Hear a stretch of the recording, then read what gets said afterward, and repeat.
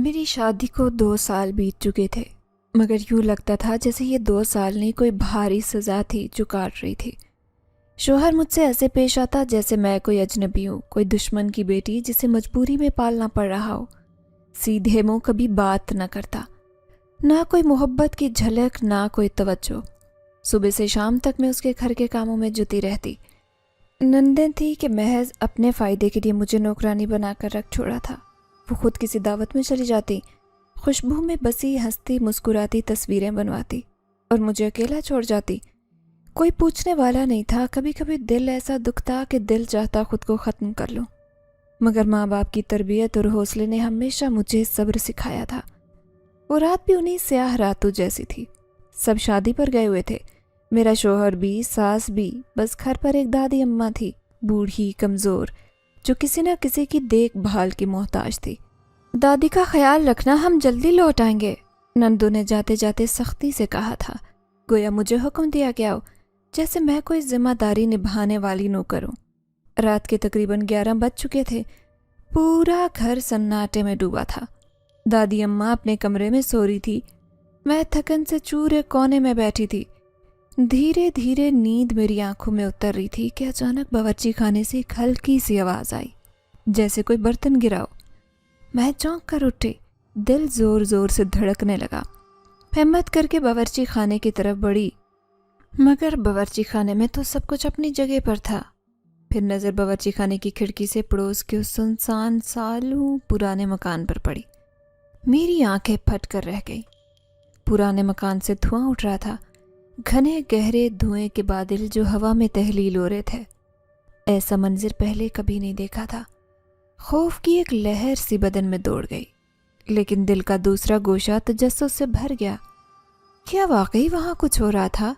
क्या कोई मुसीबत में है, या शायद कोई चोर घुस आया है? सोचते सोचते मैंने अपने आप को बावर्ची खाने से बाहर निकाल लिया। दिल धड़क रहा था, मगर कदम आगे बढ़ रहे थे। पुराना मकान, वही जंगालूद लोहे का बड़ा सा दरवाज़ा जो अक्सर तेज़ हवा में चुरचुराता। मैंने कान लगाए, कोई आवाज़ नहीं आई, सिवाय मेरे अपने दिल की धड़कन के। हिचकिचाते हुए कपकपाते हाथों से दरवाजे का कुंडा दबाया। चुरचुराहट के साथ दरवाज़ा खुला। मेरे कदम बेख्तियार अंदर बढ़ गए। सहन में कदम रखते ही एक सर्द लहर मेरे जिस्म में दौड़ गई। खुश्क पत्ते फर्श पर बिखरे हुए थे, हर कदम पर उनकी चुरचुराहट गूंजती थी।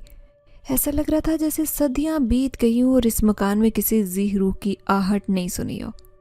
छतों से झूलते मकड़ी के जाले, दरो दीवार पर सलीन के धब्बे, हर चीज़ खामोशी की एक दर्दनाक चीख मार रही थी।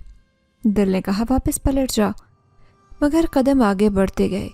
सामने एक कमरा था जिसका दरवाज़ा ज़रा सा खुला हुआ था, वहाँ से धुआं निकल रहा था। दिल ज़ोर ज़ोर से धड़कने लगा। कमरे के दरवाजे के करीब पहुंची, हाथ आगे बढ़ाकर दरवाज़ा थोड़ा सा और खोला। तब मैंने उसे देखा। एक नौजवान इतना खूबसूरत कि आंखें पलकें झपकना भूल गई, मगर उसका हुस्न खौफनाक था। सुर्ख आंखें, इतनी सुर्ख कि यूं लगा जैसे दहकते अंगारे हों। चेहरा सफ़ेद, ऐसा सफ़ेद जैसे बर्फ़, बाल स्याह बिखरे हुए, लब हल्के हिल रहे थे जैसे कोई विर्द कर रहा हो। मेरे अलग से एक चीख निकली। दिल किया पलट कर भाग जाऊं। मैं मुड़ी भागी, मगर सहन में निकलते ही किसी सख्त चीज़ से टकरा गई। मेरा सर घूमा और मैं ज़मीन पर गिरकर बेहोश हो गई। दुनिया अंधेर हो गई, सन्नाटा छा गया। जब आँख खुली तो लगा जैसे कोई नरमी मुझे घेरे हुए है। मैंने पलकें झपकाई, नज़र धीरे धीरे साफ हुई। मैं किसी के सीने पर सर रखे हुए थी, एक मजबूत गर्म महफूज सा सीना। एक हाथ मेरे सर पर नरमी से रखकर सहला रहा था। होश आया तो एकदम झटके से पीछे हटी। दिल जोर से धड़कने लगा। सामने वही नौजवान खड़ा था। सुर्ख आंखें अब कुछ धुंधली लग रही थी, जैसे कोई शदीद दुख छुपा हो उनमें। डरने की ज़रूरत नहीं, नरम गंभीर आवाज़ मेरे कानों में पड़ी। मैं सहम कर पीछे हट गई। होंठ कांपने लगे, अल्फाज जुबान पर नहीं आ रहे थे। मैं तुम्हें नुकसान नहीं पहुंचाऊंगा, वो आहिस्ता से बोला। आवाज़ में अजीब सी गूंज थी, जैसे दूर पहाड़ों से आ रही हो। मैं उठना चाहती थी, भागना चाहती थी, मगर जिस्म में जान नहीं थी। सिर्फ आंखें बोल रही थी और आंखों में खौफ था। वो नौजवान आगे बढ़ा। مگر اتنے آہستہ کہ جیسے مجھے ڈرا نہ دے۔ تمہیں چوٹ آئی ہے؟ اس نے نرمی سے کہا اور اپنی انگلیوں سے میرا ماتھا چھوا جہاں میں صحن میں گرنے سے زخمی ہو گئی تھی۔ ایک عجیب سا سکون میری رگوں میں اترنے لگا، جیسے کسی نے گرم پہا رکھ دیا ہو۔ میں حیوانک بنی اسے دیکھتی رہی۔ وہ کون تھا؟ کیا تھا، انسان یا کچھ اور؟ مگر اس وقت دماغ سوال کرنے کے قابل نہیں تھا۔ بس اتنا جانتی تھی کہ اس کی موجودگی میں پراسرار تحفظ کا احساس ہو رہا تھا۔ حالانکہ دل کہہ رہا تھا بھاگو، مگر جسم کہہ رہا تھا ٹھہر جاؤ۔ چلو میں تمہیں تمہارے گھر چھوڑاتا ہوں، نوجوان نے سرگوشی کی۔ میری زبان بے جان ہو چکی تھی، بس سر ہلا دیا۔ وہ آگے بڑھا اور میں جیسے کسی غیر مرئی طاقت کے زیر اثر چلنے لگی۔ خاموش صحن، چاندنی رات، خشک پتے، سب کے بیچ وہ نوجوان میرے ساتھ تھا۔ لوہے کا دروازہ خود بخود ہلکی آواز سے کھلا اور ہم باہر آ گئے۔ میری سانسیں تیز تھی، قدم لڑکھڑا رہے تھے، مگر وہ نوجوان خاموش، مطمئن انداز میں میرے ساتھ تھا۔ گھر کے دروازے تک پہنچ کر وہ رک گیا۔ اب جا سکتی ہو، اس نے دھیرے سے کہا۔ میں نے بے یقینی سے اسے دیکھا۔ کوئی زبردستی نہیں کی، نہ کوئی سوال، نہ کوئی ڈراؤنی حرکت۔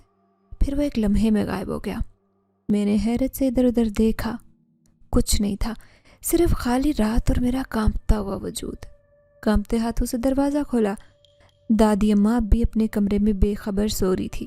میں چپ چاپ اپنے کمرے میں آ کر دروازہ بند کر کے دیوار کے ساتھ لگ گئی۔ دل ابھی بھی دھڑک رہا تھا۔ میں جانتی تھی کہ کچھ غیر معمولی ہوا ہے، کچھ ایسا جس کی کوئی توجہ ممکن نہیں۔ میرا نام تبسم ہے۔ میری زندگی کی شروعات ان ادھورے خوابوں اور ادھوری مسکراہٹوں کے ساتھ ہوئی تھی، جن کا تعلق میرے بچپن سے جڑ گیا تھا۔ میں بہت چھوٹی تھی، شاید اتنی کہ خود اپنے الفاظ میں اپنے دکھ کو بیان بھی نہیں کر سکتی تھی، جب میری ماں نے میرے والد سے طلاق لینے کا مطالبہ کیا تھا۔ میری ماں کا قصور بھی کوئی بڑا نہیں تھا، یا شاید قصور کہنا ہی غلط ہوگا، کیونکہ وہ ایک خوشحال کھاتے پیتے زمیندار گھرانے سے تعلق رکھتی تھی۔ ان کا بچپن عیش و آرام میں گزرا تھا، جبکہ میرے والد کا تعلق ایک متوسط طبقے کی محنت کش فیملی سے تھا۔ نہ جانے کس سوچ اور جلد بازی میں میرے نانا نانی نے بغیر کسی خاص چھان بین یا سوچ بچار کے میری ماں کا رشتہ میرے والد سے طے کر دیا۔ شاید انہوں نے یہ سمجھا ہوگا کہ محبت اور قربانی سے ہر فرق مٹایا جا سکتا ہے، مگر حقیقت کی سخت زمینی راہیں ہمیشہ خوابوں کی اڑانوں سے الگ ہوتی ہیں۔ میرے ددیال کا خاندان سادہ اور محنتی لوگوں پر مشتمل تھا۔ چچا، چچی، دادی، دادا ایک ہی گھر میں ایک ساتھ رہتے تھے۔ میرے والد اپنے ماں باپ کے سب سے بڑے بیٹے تھے اور اپنے گھرانے کی ساری ذمہ داری کا بوجھ اپنے کندھوں پر اٹھائے تھے۔ ان کی معمولی سی آمدنی میں بھی وہ کوشش کرتے کہ سب کا بھلا ہو، مگر حالات کی سختی کبھی کبھی انسان کو تھکا دیتی ہے۔ اسی گھر میں میرے چچا کے 2 بیٹے بھی تھے، افضل اور فیصل۔ افضل مجھ سے 4 سال بڑا تھا اور فیصل اس سے 2 سال چھوٹا۔ گھر میں لڑکوں کی کمی نہیں تھی، مگر لڑکی صرف ایک میں تھی، تبسم۔ شاید اسی لیے سب کی نظریں، محبتیں اور بعض اوقات حسد بھی صرف مجھ پر مرکوز رہتے تھے۔ میری زندگی میں پہلا بڑا زخم اس وقت آیا جب میں 9 سال کی ہوئی۔ تب تک میں نے زندگی کو خوابوں کی طرح کبھی دھوپ تو کبھی چھاؤں جیسا جانا تھا۔ ایک دن ایسا آیا جب میرے والد نشے کی حالت میں لڑکھڑاتے ہوئے گھر لوٹے۔ نہ جانے کہاں سے انہوں نے شراب نوشی کی عادت اپنا لی تھی، جس نے نہ صرف ان کی صحت بلکہ ہمارے پورے خاندان کی خوشیوں کو دھیمک کی طرح چاٹنا شروع کر دیا تھا۔ یہ معمول بنتا چلا گیا۔ رات کے اندھیرے میں وہ شراب کے نشے میں چور لوٹتے، اور میری ماں جو ہمیشہ ان کا مان سنبھالنے کی کوشش کرتی، ان سے شفقت اور برداشت کی امید باندھے بیٹھی رہتی۔ کبھی پیار سے سمجھاتی، کبھی آنکھوں میں آنسو لے کر دعا کرتی کہ شاید وہ سدھر جائیں۔ مگر انسان جب خود کو بربادی کے راستے پر ڈال دے تو دوسروں کی دعا اور آنسو بھی بے بس ہو جاتے ہیں۔ ایک رات جب میرا بخار شدت اختیار کر چکا تھا، میری سانسیں رکی رکی محسوس ہو رہی تھی۔ میرے والد حسب معمول نشے میں مدہوش گھر آئے۔ میری ماں نے اس وقت حوصلہ کر کے ان کو احساس دلانے کی کوشش کی کہ ان کی بیٹی شدید بیمار ہے اور انہیں اپنی ذمہ داری کا احساس کرنا چاہیے، مگر نشہ جب حواس چھین لیتا ہے تو انسان نہیں رہتا۔ انہوں نے غصے میں آ کر میری ماں پر ہاتھ اٹھایا، بری طرح مارا پیٹا۔ ماں کی پیشانی سے خون بہہ نکلا۔ میں اپنی کمزور حالت میں بستر پر تڑپتی رہی، اور ماں جو میرا واحد سہارا تھی زمین پر گری آنکھوں میں کرب کی پرچھائیاں لی اپنی قسمت پر ماتم کرتی رہی۔ صبح جب سورج کی پہلی کرن پھوٹی تو یہ خبر بجلی کی طرح میرے چچا چچی اور دادی تک پہنچ چکی تھی۔ وہ سب گھر پر جمع ہو گئے۔ نہ جانے کیسے پڑوس سے ماموں تک بھی خبر پہنچ گئی، اور وہ بھی ہمارے گھر آئے جو اپنی بہن سے بے حد محبت کرتے تھے۔ اس بار ضبط نہیں کر سکے۔ ان کے درمیان شدید جھگڑا ہوا۔ والد نے شرمندگی اور خوف سے معافی مانگی، مگر کچھ زخم ایسے ہوتے جو الفاظ کے مرہم سے نہیں بھرتے۔ بات اتنی بگڑ گئی کہ میری ماں نے فیصلہ کر لیا کہ وہ مزید یہ سب برداشت نہیں کر سکتی۔ انہوں نے علل اعلان کہا کہ وہ اس رشتے کو جاری نہیں رکھ سکتی اور تبسم کو اپنے ساتھ لے جانا چاہتی ہیں تاکہ کم از کم اس ماحول سے دور ایک صاف زندگی جی سکوں۔ مگر قسمت نے یہاں بھی نیا ظلم کیا۔ میرے ماموں جان جو میری ماں کے بھائی تھے اور خود کو خاندان کا سب سے بڑا حمایتی سمجھتے تھے، انہوں نے سختی سے انکار کر دیا۔ ان کا کہنا تھا کہ تبسم میرے والد کا خون ہے، چاہے جیسے بھی حالات ہوں، ایک باپ کا حق کوئی ماں نہیں چھین سکتی۔ انہوں نے صاف کہا کہ تم اپنی زندگی کی نئی راہیں تلاش کرو، مگر تبسم کو یہیں رہنے دو، وہ اسے خود سنبھال لیں گے۔ وہ الفاظ آج بھی میرے دل پر داغ کی طرح ضبط ہیں کہ ہم تمہارے پاؤں کی بیڑیاں نہیں بننے دیں گے تمہاری بیٹی کو۔ یوں میری ماں مجبور ہو کر مجھے ساتھ لیے بغیر ہمیشہ کے لیے اس گھر سے رخصت ہو گئی۔ وہ اپنے آنسو چھپانے کے لیے نظریں جھکائے نکل گئیں اور میں دروازے پر کھڑی روتی رہی۔ وقت کا دھارا بہتا رہا، دن مہینوں میں اور مہینے سالوں میں بدلتے گئے۔ میں نے سنا کہ کچھ عرصے بعد میرے ماموں جان نے میری ماں کی دوسری شادی کر دی۔ وہ کسی بیرون ملک مقیم شخص کے ساتھ رخصت ہو گئی۔ کہا جاتا تھا کہ اب وہ بہت خوش ہیں، ان کی زندگی سنور چکی ہے، انہیں سب کچھ مل گیا ہے جو شاید انہوں نے خوابوں میں بھی نہ سوچا ہو۔ لیکن ان کی خواہشوں کے اس سفر میں کہیں کھو گئی تھی۔ میں تبسم اپنی ماں کی وہ یادگار جو ان کی پہلی محبت، پہلی جدائی اور پہلی قربانی کی خاموش گواہ بن کر اپنے ددیال کے صحن میں تنہا رہ گئی تھی۔ وقت کا پہیہ آگے سرکتا چلا گیا۔ دادی اور دادا جو کبھی گھر کا ستون ہوا کرتے تھے، ایک ایک کر کے اس دنیا سے رخصت ہو گئے۔ ان کی موت نے گویا میرے وجود سے آخری سائبان تک چھین لیا تھا۔ میں مکمل طور پر چچا اور چچی کے رحم و کرم پر آ گئی۔ ایک ایسی زندگی شروع ہو گئی جہاں ہر دن ایک نئی آزمائش لے کر طلوع ہوتا تھا۔ چچی نے آہستہ آہستہ اپنے انداز میں مجھے گھریلو کاموں کی ذمہ داریاں سونپنا شروع کر دی۔ پہلے برتن دھونا، پھر جھاڑو پوچھا، پھر کپڑوں کی دھلائی اور استری، اور آخرکار پورے گھر کی صفائی ستھرائی میرے ناتواں کندھوں پر ڈال دی گئی۔ میں 16 برس کی عمر میں جب لڑکیاں خواب بنتی ہیں، میں نے اپنے ٹوٹے پھوٹے خوابوں کو دفن کر کے اس گھر کی مکمل ذمہ داری اٹھا لی۔ افضل اور فیصل جو کہ میرے چچا زاد بھائی تھے، ان کے کپڑے دھونا، انہیں استری کر کے الماری میں ترتیب سے رکھنا، ان کے جوتے صاف کرنا، ان کے کمرے کو سنوارنا، سب کچھ میری روزمرہ کی ذمہ داریوں میں شامل تھا۔ گھر میں اگر کوئی مہمان آتا تو بھی خدمت میرے حصے میں آتی، اور سب سے بڑھ کر اپنے ابا کی دیکھ بھال بھی میرے ہی ذمے تھی، جو اب عمر اور حالات کے بوجھ تلے دبے جا رہے تھے۔ میری اپنی کوئی مرضی، کوئی خواہش، کوئی پسند ناپسند اب معنی نہیں رکھتی تھی۔ ایک رات کی بات ہے جب ساری دنیا خوابوں کی وادی میں گم تھی۔ میں فکر کی اذیت لیے جاگی ہوئی تھی۔ افضل ابھی تک گھر نہیں آیا تھا۔ دل میں عجیب سا اضطراب تھا۔ میں سہمی سی آئی تھی کہ وضو کر کے تہجد ادا کروں۔ صحن میں آئی اور افضل کو دبے قدموں چوری چھپ کے گھر میں داخل ہوتے دیکھا۔ اس کی چور نظروں اور چھپی چھپی حرکات نے میرے دل میں عجیب خدشہ بھر دیا۔ اس نے ایک لمحے کے لیے میری طرف دیکھا، پھر نظر چرا کر اندر چلا گیا۔ میرا دل بار بار گواہی دے رہا تھا کہ کچھ تو غلط ہے، کچھ ایسا ہے جو میری سمجھ سے بالاتر ہے۔ دن کے وقت سب افراد ناشتہ کر رہے تھے کہ اچانک احسن جو کہ محلے دار تھا، جھگڑتا، چیختا، چلاتا گھر میں داخل ہوا۔ اس کے چہرے پر غصے اور کرب کے آثار نمایاں تھے۔ وہ تیزی سے آیا اور افضل کا گریبان پکڑ لیا۔ گھر میں کوہرام مچ گیا۔ چچا نے بڑی مشکل سے دونوں کو چھڑایا۔ احسن کا غصہ تھمنے کا نام نہیں لے رہا تھا۔ وہ زور زور سے چلا رہا تھا کہ افضل نے رات کی تاریکی میں اس کی بہن شگفتہ کی عزت پر حملہ کیا ہے۔ احسن نے کہا کہ بات اب عزت کی ہے اور افضل کو ہر صورت شگفتہ سے نکاح کرنا ہوگا۔ گھر میں تو صفے ماتم بچ گئی۔ بات اتنی بڑی کہ سارا محلہ اکٹھا ہو گیا۔ ہر طرف سے آوازیں آ رہی تھی اور سب ثبوت افضل کے خلاف تھے۔ کوئی راستہ نہیں بچا تھا۔ چچا جان کو بے حد شرمندگی اٹھانی پڑی۔ مجبوری میں قاضی کو بلا کر فوراً شگفتہ اور افضل کا نکاح کروا دیا گیا۔ لیکن کہانی یہی ختم نہیں ہوئی۔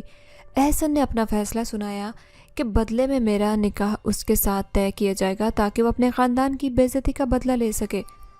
چچی نے منتیں کی، چچا نے معافیا مانگی، مگر احسن نے ایک نہ سنی۔ اس نے صاف کہا کہ اب نہ شگفتہ اپنے میکے واپس آئے گی، نہ ہی وہ اس خاندان سے کوئی ناطہ رکھے گا۔ میں اس وٹے سٹے کی قربانی بن کر خاموشی سے احسن کی زندگی میں داخل ہو گئی۔ شادی کی پہلی رات ہی جب خوابوں میں محبت کی امید سجائی جاتی ہے، مجھے احسن کے برے رویے کا سامنا کرنا پڑا۔ اس کی آنکھوں میں میرے لیے صرف نفرت تھی۔ اس کی تلخ باتیں، اس کی سخت نظروں کے تیر میرے وجود میں چھیدتے چلے گئے۔ اس رات مجھے اچھی طرح سمجھ آ گیا کہ میری نئی زندگی ایک قید خانے سے کم نہیں ہوگی۔ میں آنکھوں میں آنسو لیے، دل میں صبر کا دامن تھامے ایک ایسے سفر پر چل پڑی جہاں محبت کا کوئی وجود نہیں تھا، صرف ذلت اور قربانی کا سایہ تھا۔ احسن نے نہ صرف وہ گلی محلہ چھوڑا بلکہ شہر بھی تبدیل کر لیا تھا۔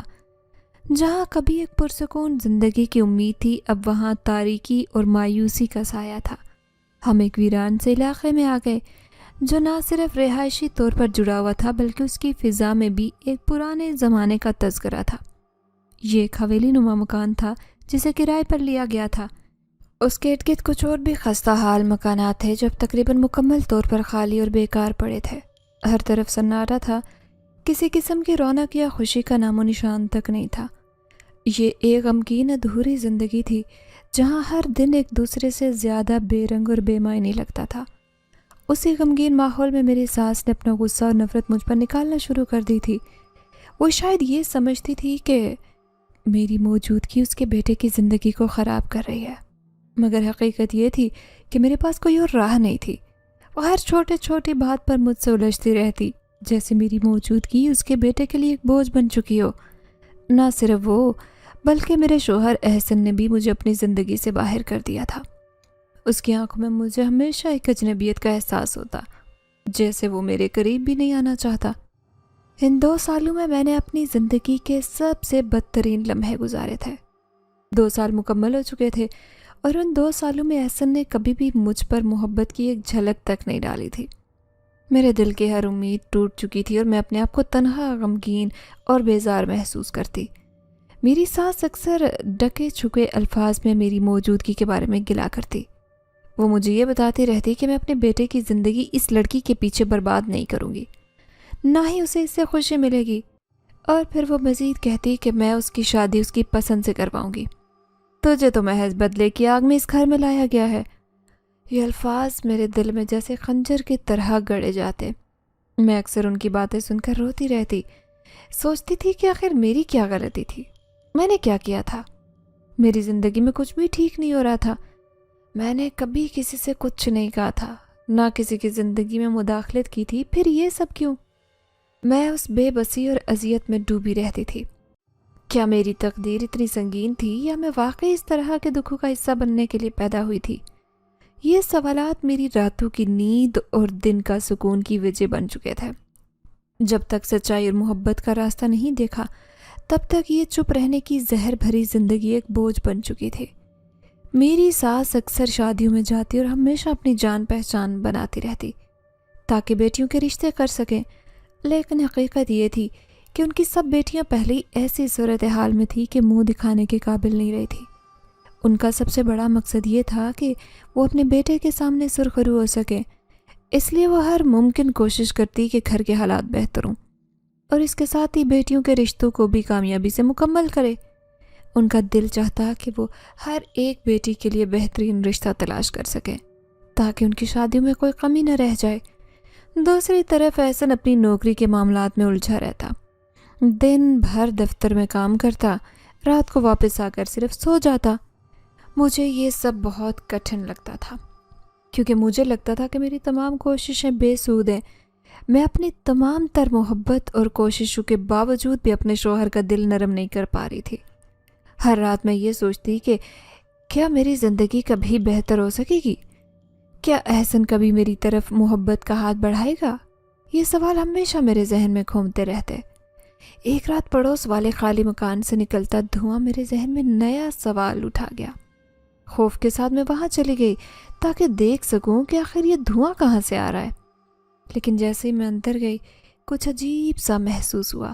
جب میں خوف کے مارے وہاں سے بھاگنے کی کوشش کری تھی، میرا پیر مڑ گیا اور میں گر گئی۔ میری حالت خراب ہو گئی تھی اور وہ نوجوان جو وہاں موجود تھا اس نے مجھے اٹھا کر میرے گھر تک چھوڑا۔ اس دوران میں اتنی خوفزدہ تھی کہ کچھ بھی سمجھ نہیں آ رہا تھا، لیکن اس نے خاموشی سے میری مدد کی۔ گھر واپس آ کر مکمل سناٹا تھا، دادی کے علاوہ گھر میں کوئی بھی موجود نہیں تھا۔ کچھ دنوں کے لیے احسن اور ان کی والدہ کسی شادی میں شریک ہونے گئے ہوئے تھے اور میں اکیلی تھی۔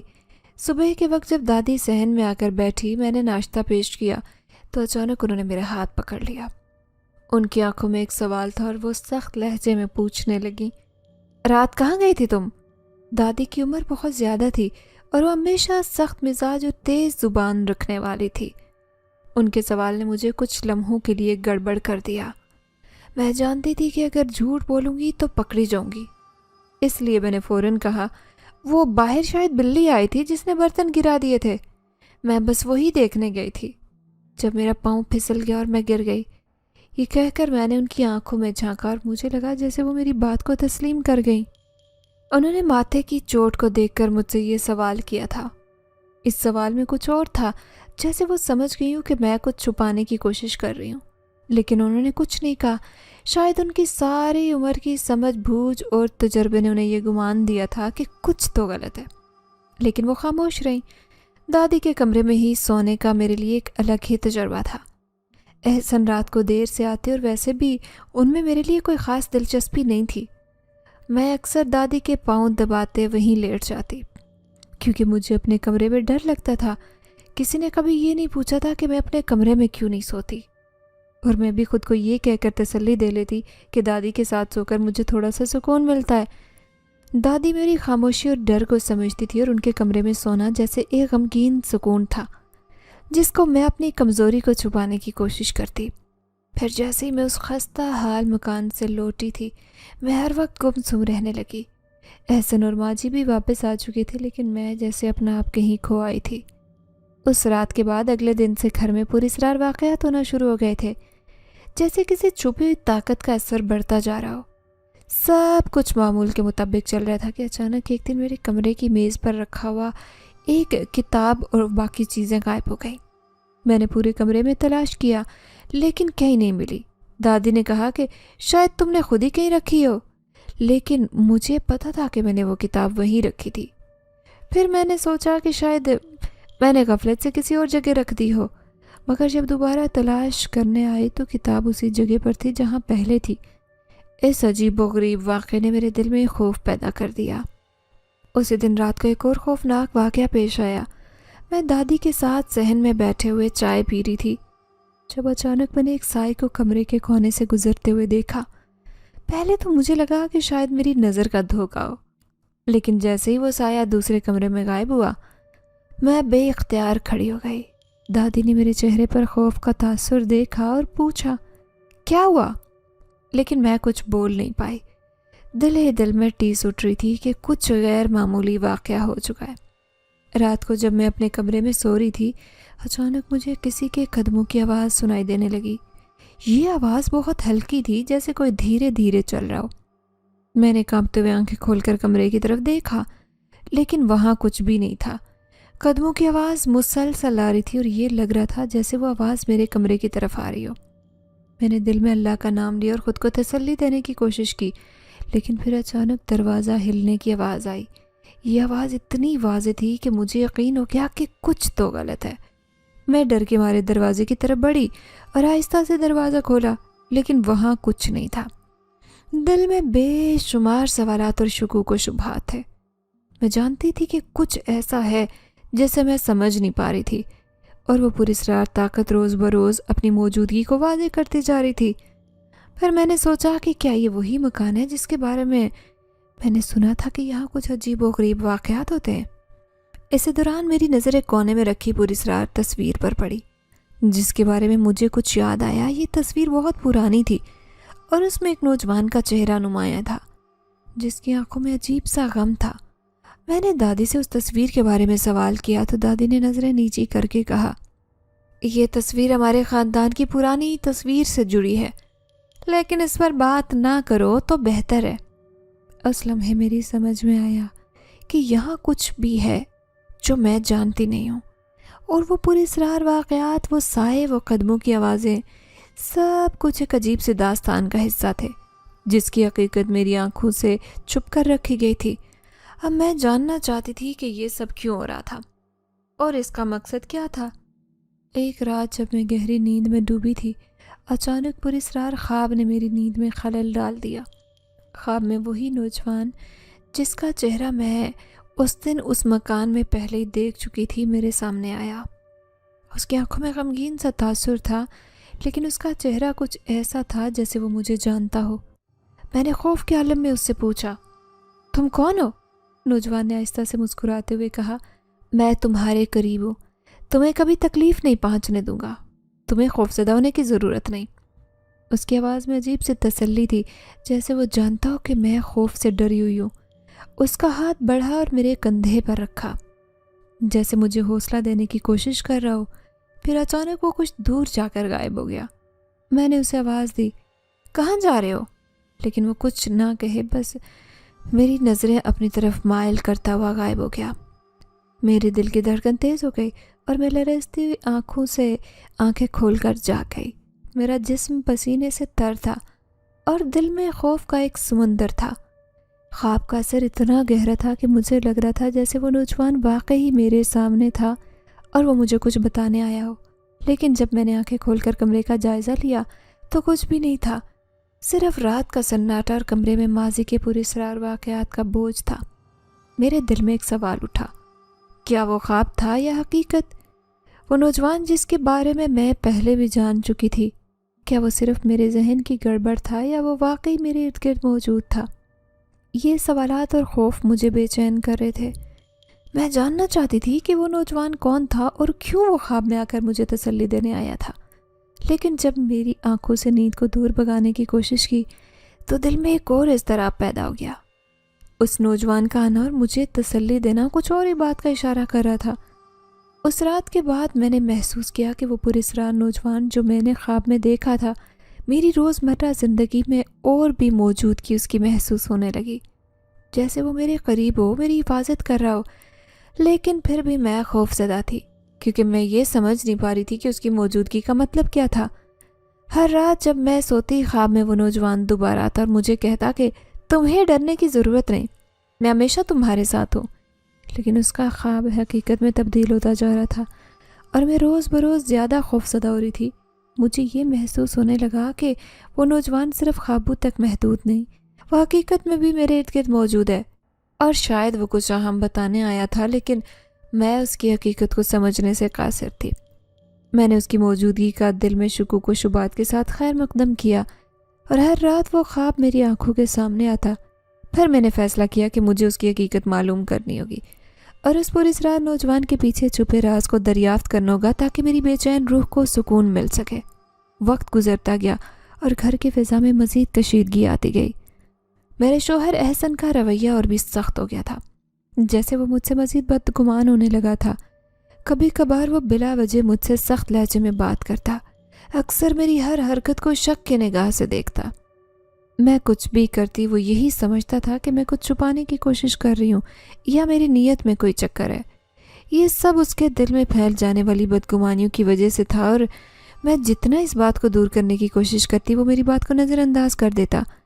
اس کے علاوہ میری نندیں بھی مجھ پر مزید سختی کرنے لگی۔ وہ میری چھوٹی چھوٹی غلطیوں کو بڑھا چڑھا کر پیش کرتی، اور اگر کبھی میں کچھ دیر کے لیے ہی تھک کر بیٹھ جاتی تو وہ مجھے تانے دینے لگتی کہ یہ گھر کی ذمہ داریوں سے بچنے کی کوشش کر رہی ہے۔ ایک دن جب میں تھکاوٹ کی وجہ سے کچھ دیر کے لیے لیٹی تھی، میری نند نے آ کر کہا، تمہیں تو کوئی کام نہیں آتا، ہمیشہ دوسروں سے مدد کی امید لگائے رکھتی ہو۔ میرے دل میں کرب کی ایک لہر دوڑ گئی اور میں نے دل ہی دل میں سوچا کہ کیا یہ میری تقدیر ہے؟ کیا میری زندگی میں کبھی سکون کا لمحہ نہیں آئے گا؟ لیکن پھر میرے دل میں ایک سوال ابھرا، کیا واقعی مجھے اتنی بدگمانی کا سامنا کرنا ہوگا؟ میرے شوہر کی بدگمانی روز بروز بڑھتی جا رہی تھی اور وہ مجھے شک کے نگاہ سے دیکھنے لگا تھا۔ ایک دن جب میں کمرے میں صاف ستھرا کر رہی تھی اس نے میرے پاس آ کر کہا، تمہیں کیا لگتا ہے؟ میں نہیں جانتا کہ تمہارے دماغ میں کیا چل رہا ہے، تمہاری حرکتیں مجھے واضح طور پر غلط لگتی ہیں۔ اس کے لہجے میں غصہ تھا اور مجھے لگا جیسے میں اس کی نظر میں ایک مجرم بن چکی ہوں، حالانکہ میں نے ایسی کوئی حرکت نہیں کی تھی جس سے وہ بدگمان ہوتا۔ میرا دل بہت ٹوٹا اور میں نے فیصلہ کیا کہ مجھے اس صورتحال سے نکلنا ہوگا۔ لیکن جب میں نے اسے بات کرنے کی کوشش کی تو وہ مجھے ٹالنے لگا اور اس کی باتوں میں مزید گمراہ کن رویے چھلکنے لگے۔ میں نے سوچا کیا میں کچھ ایسا کر رہی ہوں جس کی وجہ سے وہ مجھ سے بدگمان ہے، لیکن پھر میرے دل میں ایک اور خیال آیا کہ کیا یہ صرف ایک غلط فہمی ہے۔ میں نے کئی بار اپنے دل کی بات اس سے کہنے کی کوشش کی، لیکن وہ ہمیشہ میری باتوں کو نظر انداز کرتا۔ اس کا بے جا شک اور بدگمانی مجھے اندر ہی اندر توڑ رہی تھی، اور میں سوچتی رہی کہ آخرکار میں نے کیا غلط کیا ہے جو وہ مجھ سے اتنی نفرت کرنے لگا ہے۔ میرے دل میں کئی سوالات ابھرتے اور میں سمجھنے کی کوشش کرتی کہ کیا یہ صرف ایک خواب ہے یا حقیقت۔ مجھے یہ سمجھنے میں دقت ہوئی کہ میرا شوہر جس سے میں نے زندگی بھر کے لیے محبت کی، وہ کیوں میری طرف سے اتنے بدگمان ہو گیا ہے۔ میرے دماغ میں یہ سوالات گھومتے رہے اور میں اس کا جواب تلاش کرنے کی کوشش کرتی رہی، لیکن ہر بار ایک نئی پیچیدگی سامنے آ جاتی۔ ایک دن اچانک میری طبیعت بگڑ گئی۔ بخار اتنا شدید تھا کہ میں بستر سے اٹھ بھی نہیں پا رہی تھی۔ ساری رات سر درد اور جسم ٹوٹ پھوٹ میں گزرا۔ میری حالت اتنی بگڑ چکی تھی کہ میں نے سوچا کہ کیا یہ میری تقدیر کا حصہ ہے۔ میں نے کئی بار آواز دی لیکن کوئی میری مدد کے لیے نہیں آیا۔ شوہر احسن دفتر میں تھا اور نندے اپنے کاموں میں مگن تھی۔ میری ساس بھی چھوٹے چھوٹے کاموں میں الجھ کر مجھے بھول گئی تھی۔ میں بے بسی کے عالم میں بستر پر پڑھی رہی۔ آنکھوں سے آنسو بہتے گئے مگر کوئی نہیں آیا۔ یہ سب اتنی عجیب سی صورتحال بن گئی تھی کہ میں یہ محسوس کرتی کہ جیسے کوئی میرے ساتھ نہیں، جیسے میں اس دنیا میں اکیلی ہوں۔ بدن میں کمزوری تھی اور میری حالت اتنی خراب ہو گئی کہ میں سوچنے تک سے عاجز ہو گئی تھی۔ میرا جسم سرد ہو چکا تھا اور ہر طرف سناٹا تھا۔ لیکن پھر اچانک جب میں بستر پر سونے کی کوشش کر رہی تھی، میری آنکھوں کے سامنے ایک انوکھا منظر آیا۔ میرے کمرے میں ایک نرم روشنی آئی اور دروازے پر پورے اسرار سے دھواں دار ہوا چلی۔ ایک ٹرے جس میں دوا اور کھانا رکھا تھا دروازے کے پاس آ کر رک گئی۔ میری آنکھوں میں شک اور حیرت کا ملا جلا سا جذبہ تھا، اور میں سوچنے لگی کہ کیا یہ حقیقت ہے یا پھر میں کوئی خواب دیکھ رہی ہوں۔ میں نے آہستہ آہستہ اٹھ کر ٹرے کو کھولا۔ اندر ایک ہلکی سی خوشبو تھی جو مجھے فوراً سکون دینے لگی۔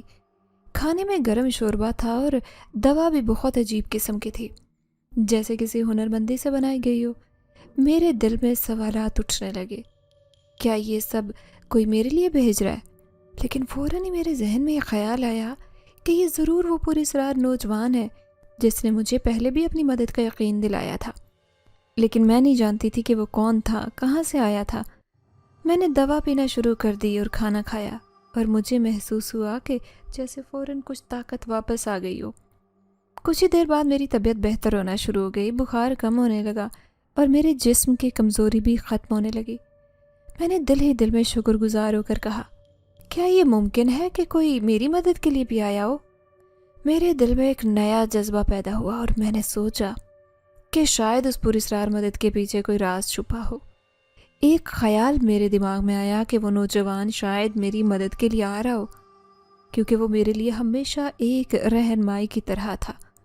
میرے اندر ایک عجیب سا سکون آیا اور میں نے اپنے دل میں ایک فیصلہ کیا کہ میں اس کا راز جاننے کی کوشش کروں گی۔ میرے اندر امید کی ایک نئی روشنی پیدا ہو چکی تھی اور مجھے اب یہ یقین تھا کہ کوئی ہے جو میری مدد کے لیے آیا ہے، چاہے وہ کسی پراسرار وجہ سے ہو، لیکن اس کی موجودگی نے میری زندگی میں کچھ نیا رنگ بھر دیا تھا۔ میرے دل میں ایک عجیب سا احساس پیدا ہو گیا کہ جیسے کوئی چپکے میری مدد کے لیے موجود ہو۔ یہ احساس اتنا شدید تھا کہ مجھے کبھی کبھی لگتا کہ میں کوئی خواب دیکھ رہی ہوں، مگر حقیقت میں سب کچھ ہو رہا تھا۔ میں نے محسوس کیا کہ ہر دوسرے دن میرے کمرے میں کچھ نہ کچھ تبدیل ہوتا ہے۔ جب بھی میری حالت خراب ہوتی یا میں تھک جاتی، اچانک میرے بستر کے قریب ٹرے رکھی ملتی۔ اس ٹرے میں نیا کھانا ہوتا جو بالکل میرے ذائقے کے مطابق ہوتا، جیسے کوئی جانتا ہو کہ میں کیا پسند کرتی ہوں۔ ایک دن جب میں بہت زیادہ پریشان تھی اور کسی سے بات کرنے کا بھی حوصلہ نہیں تھا، میں نے دیکھا کہ میرے کمرے میں ایک چھوٹی سی رقم رکھی ہوئی تھی۔ یہ رقم ایسے رکھی ہوئی تھی کہ جیسے کسی نے چپکے سے اسے وہاں رکھا ہو۔ یہ رقم میری زندگی کے اس لمحے میں ایک روشن امید کی طرح تھی۔ مجھے سمجھ میں نہیں آیا کہ یہ رقم کہاں سے آئی، مگر دل کے کسی کونے میں یہ یقین تھا کہ یہ کسی کی محبت یا مدد کا پیغام ہے۔ دوسری طرف جب بھی میری طبیعت بگڑتی یا میں بے چینی محسوس کرتی، اچانک میرے کمرے میں خوشبودار کھانا آ جاتا۔ وہ کھانے بھی بالکل وہی ہوتے تھے جو میں نے ایک دن کبھی اپنے ذہن میں سوچے تھے، یا پھر کوئی ایسا ذائقہ جو میرے دل کو سکون پہنچاتا۔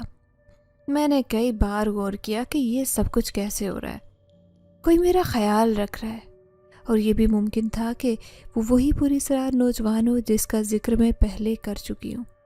یہ سب کچھ اتنا پراسرار تھا کہ میرے ذہن میں کئی سوال اٹھنے لگے، مگر ان سوالات کا جواب مجھے کبھی کہیں نہیں مل رہا تھا۔ میں کبھی اپنے شوہر احسن سے اس بارے میں بات کرنے کی کوشش کرتی، مگر وہ ہمیشہ ان باتوں کو نظر انداز کرتا یا پھر شک کے نگاہ سے دیکھتا، جیسے وہ مجھ پر یقین نہ کرتا ہو۔ نندے بھی میری حالت کو نظر انداز کرتی رہیں اور میری ساس ہمیشہ مجھ پر غصہ کرتی رہتی، لیکن پھر بھی وہ مدد کسی نہ کسی طرح سے پہنچتی رہتی، کبھی کھانے کی صورت میں، کبھی پیسوں کی صورت میں، اور کبھی چھپ کر میری کسی نے تکلیف کو سمجھ کر جیسے میری مدد کی ہو۔ یہ سب ایک راز کی طرح تھا جس کا جواب مجھے ابھی تک نہیں مل سکا تھا۔ دل میں ایک عجیب سی امید اور تشویش دونوں تھے۔ میرے دل میں ایک سوال تھا، کیا یہ کوئی حقیقت ہے یا پھر یہ سب محض میری خواہشات کا حصہ ہے؟ لیکن جب میں نے ان چیزوں کو محسوس کیا، دل میں ایک عجیب سی تسکین آتی، جیسے میں اکیلی نہیں ہوں، شاید کوئی ہے جو میری مدد کے لیے چپکے سے موجود ہے، مگر میں اسے دیکھ نہیں پا رہی تھی۔ ان پراسرار تحفوں اور مددوں کے پیچھے ایک ایسا راز چھپا تھا جس کا پتہ مجھے کبھی نہیں چل سکا، مگر یہ سب کچھ میری زندگی میں ایک نیا رنگ بھرتا جا رہا تھا، اور میں یہ سمجھنے کی کوشش کر رہی تھی کہ یہ سب کیوں ہو رہا ہے۔ ایک دن شام کا وقت تھا جب میں چھت پر کپڑا ڈالنے گئی۔ ہوا میں ٹھنڈک تھی اور سورج آہستہ آہستہ غروب ہونے لگا۔ میری نظر فطری طور پر پڑوس کے خالی مکان کی طرف گئی، اور وہاں سے میں نے پھر سے وہی نوجوان دیکھا جو میں نے کئی دن پہلے دیکھا تھا۔ اس بار وہ کھڑکی کے باہر کھڑا تھا، جیسے وہ مجھے دیکھ رہا ہو، لیکن آج اس کی بات کچھ مختلف تھی۔ پہلے جب میں نے اس نوجوان کو دیکھا تو میرا دل خوف سے بھر گیا تھا۔ میں سراس میں ہو گئی اور فوراً وہاں سے بھاگ آئی تھی، مگر آج جب میں نے اسے دیکھا تو عجیب سی اپنائیت کا احساس ہوا۔ وہ نوجوان مجھے پہلے سے زیادہ بے تکلف اور ہمدرد محسوس ہو رہا تھا۔ میری نظریں اس پر مرکوز ہو گئی تھی، جیسے وہ جان بوجھ کر میری نظر سے بچنا نہیں چاہ رہا ہو۔ میرے دل میں ایک عجیب سی تسکین آ گئی۔ وہ نوجوان جس کی آنکھوں میں کچھ خاص بات تھی، جیسے وہ میری تکلیف کو سمجھ رہا ہو، آج مجھے اپنے قریب محسوس ہو رہا تھا۔ میں نے محسوس کیا کہ میں اس سے خوف زدہ نہیں تھی، بلکہ جیسے میں اس کے ساتھ کسی گہرے رشتے میں جڑ رہی تھی جو میں نہیں جانتی تھی نہ وہ۔ شام کی ہوا میں سرسراہٹ تھی اور اس نوجوان کا چہرہ جیسے چاند کی روشنی میں کچھ اور ہی دکھ رہا تھا۔ میری آنکھوں میں وہ منظر دھندلا سا ہو رہا تھا، اور ایک پل کے لیے مجھے لگا کہ شاید یہ سب کچھ حقیقت نہیں بلکہ میرا ذہنی تخیل ہو۔ لیکن پھر بھی وہ لڑکا کھڑکی سے باہر تک میرے سامنے تھا، اور میں خود کو اس کے قریب محسوس کر رہی تھی۔ ایک لمحے کے لیے مجھے خیال آیا کہ کیا یہ نوجوان واقعی مجھے دیکھ رہا ہے؟ کیا یہ صرف اتفاق ہے یا کچھ اور؟ دل میں سوالات کا طوفان تھا، مگر پھر بھی ایک عجیب سے سکون کی لہر میرے جسم میں دوڑ گئی۔ یہ وہ احساس تھا جسے میں نے پہلے کبھی نہیں محسوس کیا تھا، جیسے یہ سب کچھ کسی گہری تقدیر کے تحت ہو رہا ہو۔ میں نے اس نوجوان کے چہرے کو غور سے دیکھا اور وہ فوراً کھڑکی سے ہٹ گیا، جیسے وہ جانتا ہو کہ میں اسے دیکھ رہی ہوں، مگر اس بار میں خوف محسوس نہیں کر رہی تھی، بلکہ جیسے وہ مجھے کسی بھی طرح سے اکیلا نہیں چھوڑے گا۔ میرے دل میں ایک نیا سوال ابھرا، کیا یہ نوجوان میرے لیے کچھ خاص ہے؟ کیا وہ میری زندگی میں اس طرح سے آ کر میری مدد کر رہا ہے؟ یہ سب کچھ اتنا پیچیدہ اور پراسرار تھا کہ میں سمجھ نہیں پا رہی تھی کہ میرے ساتھ کیا ہو رہا ہے، مگر میں جانتی تھی کہ یہ کسی اور کی نہیں بلکہ میری تقدیر کا حصہ بن چکا ہے۔ اس شام کے بعد سے میں نے ہر روز اس نوجوان کی طرف دیکھنا شروع کیا۔ ہر بار وہ مجھے نظر آتا، ایک نئی اپنائیت اور قربت کا احساس پیدا ہوتا۔ شاید وہ میری مدد کے لیے آیا تھا، اور شاید وہ میری زندگی کا کوئی اہم حصہ بننے جا رہا تھا۔ ایک دن جب صبح کے وقت جب میں گھر میں جھاڑ پھونک کر رہی تھی، تبھی اچانک میرے شوہر کی جانب سے طلاق کا اعلان طوفان کی طرح آیا، جس نے میری دنیا کا سکون اور امن ختم کر دیا تھا۔ وہ الزام لگاتا رہا کہ میں بد چلن ہوں اور سارا محلہ میرے پیچھے لگ گیا ہے۔ میں اس کی باتوں کی حقیقت کو سمجھ نہیں پا رہی تھی، اور اس کا ظلم اور بے رحمی میری ذات پر ٹوٹ کر گرے تھے۔ اس کے بعد وہ مجھے مار مار کر گھر سے اس نے باہر نکال دیا۔ میرے جسم پر چوٹوں کے نشان تھے اور دل پر غم کے گہرے نشان۔ میں بے بس تھی، تنہا تھی، اور اس تکلیف میں میری مدد کرنے والا کوئی نہیں تھا۔ اب میں اپنی تقدیر پر روتے ہوئے سڑک پر چل رہی تھی، اور میں نے خود کو ماضی کی سب سے غمگین حالت میں پایا۔ میرا دل ٹوٹ چکا تھا۔ ہر طرف سے مجھے مسلسل نظر انداز کیا جاتا رہا تھا۔ وہ دنیا جو کبھی میری تھی اب مجھے اجنبی لگ رہی تھی۔ اسی دوران جب اس خالی مکان کے قریب سے گزر رہی تھی، وہ پراسرار نوجوان دوبارہ میری نظروں میں آ گیا۔ اس نے مجھے پہچان لیا اور مجھے اپنی طرف کھینچ لیا، جیسے وہ میری تقدیر کا حصہ ہو۔ میں نے اس کی آنکھوں میں ایک عجیب سی حقیقت دیکھنے کی کوشش کی۔ پھر وہ نوجوان آہستہ آہستہ میرے قریب آیا۔ اس نے خود کو متعارف کروایا اور مجھے بتایا کہ وہ بدقسمتی کا مارا ہوا ہے جس پر جادو کیا گیا تھا اور دھوکے سے گھر سے بے دخل کیا گیا۔ اس کی آنکھوں میں گہری سچائی چھپی ہوئی تھی جسے وہ میرے سامنے لا رہا تھا۔ اس نے بتایا کہ وہ کسی عام انسان کا نہیں بلکہ ایک جن زادہ ہے، اور اس کی حقیقت بہت الگ تھی۔ وہ ایک جن تھا اور اپنی طاقتوں کو بڑھانے کے لیے اس نے کئی سال تک اس خالی مکان میں پناہ لی تھی۔ تم نے جو کچھ سنا، جو کچھ دیکھا، وہ سب سچ ہے۔ میں انسان نہیں ہوں، اس نے کہا۔ میں ایک جن زادہ ہوں اور اس مکان میں کئی سالوں سے اپنے جادو کی طاقتیں حاصل کرنے کے لیے ایک خاص ورد کر رہا ہوں، اور جب میں نے دھواں اٹھتے دیکھا تو جان گیا تھا کہ تم نے میری حقیقت کو پہچان لیا ہے۔ میں چپ تھی، میرا دماغ گھوم رہا تھا۔ مجھے یقین نہیں آ رہا تھا کہ وہ جو کچھ کہہ رہا تھا وہ سچ ہو سکتا ہے۔ وہ جو ہمیشہ میری مدد کے لیے آتا تھا وہ کوئی انسان نہیں بلکہ ایک جن تھا۔ اس نے میری آنکھوں میں ایک عجیب سا احساس دیکھا اور پھر بولا، میں نے اپنی حقیقت تمہارے سامنے اس لیے ظاہر کی کیونکہ میں جان چکا ہوں کہ تم بھی ایک بے بس لڑکی ہو جسے اپنی تقدیر سے لڑنا پڑ رہا ہے۔ تمہارے ساتھ ہونے والی زیادتیاں، تمہارا دکھ، وہ سب کچھ میری طرح کی قسمت کا نتیجہ ہے۔ تم وہی ہو جو میں تھا، اور یہی وجہ ہے کہ تمہاری تقدیر اور میری تقدیر آپس میں جڑی ہیں۔ میں اس کی باتوں میں کھو گئی، اور وہ جو میرے لیے ہمیشہ ایک پراسرار شخصیت تھا میرے سامنے تھا اور مجھے بتا رہا تھا کہ ہم دونوں کی تقدیر جڑی ہے۔ وہ مجھے یہ بتا رہا تھا کہ وہ میرے دکھ کو سمجھتا ہے کیونکہ اس نے بھی اپنی زندگی میں اتنی تکالیف سہی تھی۔ وہ اس بات کو جانتا تھا کہ زندگی کبھی بھی سیدھی نہیں ہوتی، اور کبھی کبھار تقدیر ہمیں ایسی راہوں پر لے آتی ہے جنہیں ہم سمجھ نہیں پاتے۔ تمہارے دکھ کا احساس میں نے خود محسوس کیا ہے، اور تمہاری بے بسی میرے اندر بھی بستی ہے، وہ بولا۔ لیکن اب تمہیں یہ جاننا ہوگا کہ تمہاری تقدیر کو بدلنے کا وقت آ چکا ہے۔ اس کا ہر لفظ میری زندگی کی حقیقت کو بدل رہا تھا۔ مجھے یہ سمجھ آ رہا تھا کہ اب مجھے اپنے دکھوں کے باوجود ایک نئی راہ اختیار کرنی ہوگی، اور شاید وہ جن زادہ جو مجھے اپنی تقدیر کا حصہ بنا رہا تھا میری زندگی کا سب سے بڑا راز تھا۔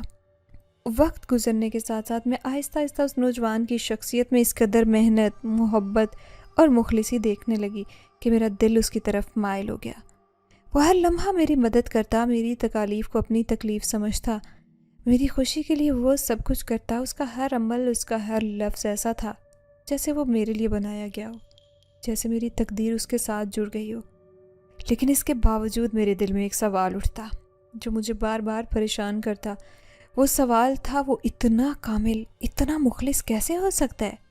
میں اسے دیکھ کر کبھی خود کو خوشی سے بھرپور پاتی اور کبھی شک کی لہریں میرے ذہن میں اٹھتی۔ وہ جو اتنی محنت، اتنی مخلصی دکھا رہا تھا، کیا وہ حقیقت میں وہی تھا جو وہ کہتا تھا؟ کیا وہ جن زادہ جو میری تقدیر کے ساتھ جڑا تھا میری زندگی میں اس قدر مکمل طور پر فٹ آ سکتا تھا، یا پھر یہ صرف ایک خواب تھا؟ پھر ایک دن جب میں اس کے ساتھ رات کا کھانا کھا رہی تھی، اس نے اچانک مجھ سے ایک بات کی۔ اس کی آنکھوں میں گہری سوچ تھی اور وہ بولا، ہم دونوں کا ایک ساتھ رہنا ٹھیک نہیں ہے، لوگ باتیں بنائیں گے، اب تم ٹھیک ہو گئی ہو، ہمیں باہر کی دنیا میں بھی قدم رکھنا ہوگا۔ اس کی باتیں میرے دل میں گہری کیفیت چھوڑ گئی۔ کیا وہ صحیح کہہ رہا تھا؟ کیا وہ وقت آ گیا تھا کہ ہم اپنے رازوں کو دنیا کے سامنے لے کر آئیں؟ میں نے اس کی بات پر رضامندی ظاہر کی اور ہم نے ایک دوسرے کو زندگی کے نئے مرحلے میں قدم رکھنے کا فیصلہ کیا۔ ہم نے نکاح کیا اور اس کے بعد ایک فیکٹری میں کام شروع کیا۔ محض میری خاطر وہ خود کو بھوک اور پیاس سے آزاد رکھتا۔ جب بھی میں اسے کھانا پیش کرتی وہ کہتا مجھ میں طاقت موجود ہے، مجھے کھانے کی ضرورت نہیں، مگر تم پھر بھی کھلاتی ہو تو میں کھا لیتا ہوں۔ وہ نہ صرف میری زندگی بہتر بنا رہا تھا بلکہ میری محبت اور خیال کا مرکز بن گیا۔ میں نے بھی ایک نوکری شروع کر دی تاکہ ہم دونوں اپنی زندگی کو خوشحال بنائیں۔ دن گزرتے گئے اور ہم دونوں ایک دوسرے کا خیال رکھتے خوشگوار زندگی گزارنے لگے۔ وہ کہتا اب میرا دل نہیں چاہتا کہ میں اپنی دنیا میں پلٹ جاؤں۔ تمہارے ساتھ میری زندگی اتنی خوبصورت ہو گئی ہے جیسے میں اپنی تقدیر کو تمہارے ساتھ جڑتے دیکھ رہا ہوں۔ اس کی باتوں میں عجیب سے سچائی تھی، جیسے وہ اپنی زندگی کو میرے ساتھ گزارنے کے لیے تیار تھا، جیسے وہ میری دنیا میں اپنی حقیقت کھو چکا تھا اور میں نے اپنی تقدیر کو اس کے ساتھ جڑتے ہوئے اس کی محبت اور مخلصی میں یقین کر لیا تھا۔